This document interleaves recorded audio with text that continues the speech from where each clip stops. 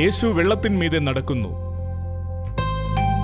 മത്തായി 14:22 മുതൽ 33 വരെ.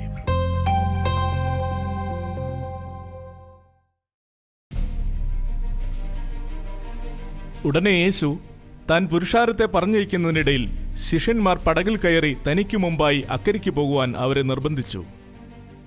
അവൻ പുരുഷാരത്തെ പറഞ്ഞയച്ചിട്ട് പ്രാർത്ഥിക്കുവാൻ തനിയെ മലയിൽ കയറിപ്പോയി. വൈകുന്നേരമായപ്പോൾ ഏകനായി അവിടെയിരുന്നു.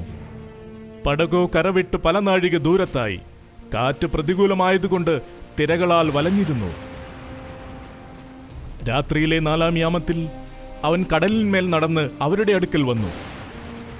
അവൻ കടലിന്മേൽ നടക്കുന്നത് കണ്ടിട്ട് ശിഷ്യന്മാർ ഭ്രമിച്ച് പേടിച്ചു നിലവിളിച്ചു. അതാ ഒരു ഭൂതം എന്നു പറഞ്ഞു. ഉടനെ യേശു, ധൈര്യപ്പെടുവിൻ, ഞാനാകുന്നു, പേടിക്കേണ്ട. പത്രോസ് പറഞ്ഞു, കർത്താവേ, നീയാകുന്നുവെങ്കിൽ ഞാൻ വെള്ളത്തിന്മേൽ നിന്റെ അടുക്കൽ വരേണ്ടതിന് കൽപ്പിക്കണം. യേശു പറഞ്ഞു, വരിക. പത്രോസ് പടകിൽ നിന്നിറങ്ങി യേശുവിന്റെ അടുക്കൽ ചെല്ലുവാൻ വെള്ളത്തിന്മേൽ നടന്നു. എന്നാൽ അവൻ കാറ്റുകൊണ്ട് പേടിച്ചു.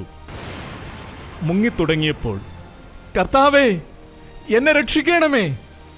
യേശു ഉടനെ കൈനീട്ടി അവനെ പിടിച്ചു. അല്പവിശ്വാസിയെ, നീ എന്തിന് സംശയിച്ചു? അവർ പടകിൽ കയറിയപ്പോൾ കാറ്റ് അമർന്നു.